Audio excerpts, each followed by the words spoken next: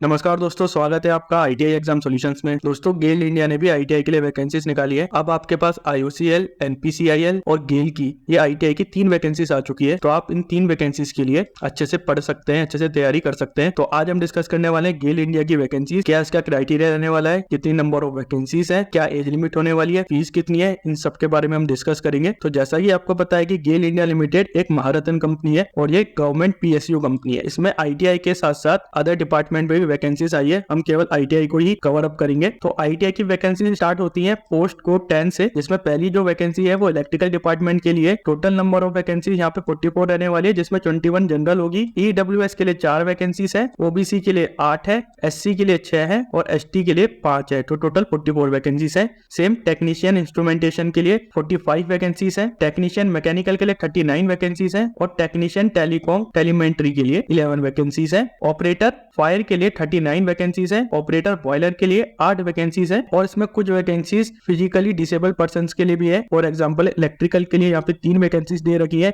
Instrumentation के लिए 2 vacancies है, मैकेनिकल के लिए 2 वैकेंसीज है और बाकी जितनी भी वैकेंसीज थी उसमें फिजिकल डिसेबल के लिए वैकेंसीज नहीं है। केवल जो 3 ब्रांच है इलेक्ट्रिकल, इंस्ट्रूमेंटेशन और मैकेनिकल, इनमें ही फिजिकल डिसेबल पर्सन के लिए अलग से रिजर्व वैकेंसी रखी गई है। अब जो टेक्नीशियन का ग्रेड है वो H3 ग्रेड है और जो इसका पे स्केल होगा वो 24,500 से 90,000 होगा। एसेंशियल क्वालिफिकेशन की बात करें तो आपने 10 करा होना चाहिए और साथ में आपके पास आईटीआई की डिग्री होनी चाहिए या फिर आपके पास नेशनल अप्रेंटिस सर्टिफिकेट होना चाहिए इलेक्ट्रिकल ट्रेड में। और यहाँ पे एक्सपीरियंस भी चाहिए होगा। जो आपका एक्सपीरियंस होगा वो मिनिमम 2 ईयर का एक्सपीरियंस होना चाहिए पोस्ट क्वालिफिकेशन के बाद आपके पास एटलीस्ट 2 साल का एक्सपीरियंस होना यहाँ पे जरूरी है किसी भी एक इलेक्ट्रिकल डिसिप्लिन में। सच स्टेट का हो सकता है, सेंट्रल का हो सकता है, कोई अंडरटेकिंग कंपनी हो, कोई लार्ज प्राइवेट सेक्टर हो, तो उनमें आपके पास 2 साल का मिनिमम एक्सपीरियंस यहाँ पे मांगा गया है। सेम आपका एक्सपीरियंस यहाँ पे भी मांगा गया है टेक्नीशियन इंस्ट्रूमेंटेशन में। इसमें भी आपके पास 2 साल का पोस्ट क्वालिफिकेशन एक्सपीरियंस चाहिए। बाकी आपके पास जो क्वालिफिकेशन होनी चाहिए 10+ आईटीआई होनी ही चाहिए। सेम मैकेनिकल के लिए भी यही क्राइटेरिया है, टेलीकॉम टेलीमेंट्री के लिए भी सेम क्राइटेरिया यहाँ पे गिवन है। ऑपरेटर फायर के लिए भी 2 साल का है, लेकिन ऑपरेटर बॉयलर के लिए 1 साल का ही लाइन एक्सपीरियंस चाहिए यहाँ पे। और यहाँ पे रेगुलर कोर्स यहाँ पे डिमांड करा गया है कि जो भी आपने कोर्स कराया, आईटीआई का कोर्स कराया, वो रेगुलर होना चाहिए। और यहाँ पे 2.6 में क्या लिखा हुआ है, candidate possessing qualification higher than the notified essential qualification as detail below against the particular post need not to apply as their candidature shall not be consider. In case आप आईटीआई से हायर पोस्ट पे, for example आपने diploma भी करा हुआ है, तो आप आईटीआई वाली पोस्ट को नहीं फिल कर सकते। जैसे कि यहाँ पे भी लिखा हुआ है टेक्नीशियन की पोस्ट के लिए, जिसमें electrical technician instrumentation, mechanical, telecom telemetry आता है, उसमें ना ही डिप्लोमा फिल अप कर सकता है, ना ही बीटेक फिल अप कर सकता है। सेम ऑपरेटर फायर और ऑपरेटर बॉयलर में भी सेम चीज रखी गई है। और आपका पोस्ट क्वालिफिकेशन एक्सपीरियंस भी फुल टाइम होना चाहिए। और यहाँ पे 2.10 में क्या लिखा हुआ है, इन केस आपने अप्रेंटिसशिप कर रखी है किसी भी सेंट्रल गवर्नमेंट से, स्टेट गवर्नमेंट से, किसी भी अलग डिपार्टमेंट से या लार्ज प्राइवेट सेक्टर से, तो उसे भी एज एन एक्सपीरियंस माना जाएगा। तो आपने अगर 1 साल की अप्रेंटिसशिप कर रखी है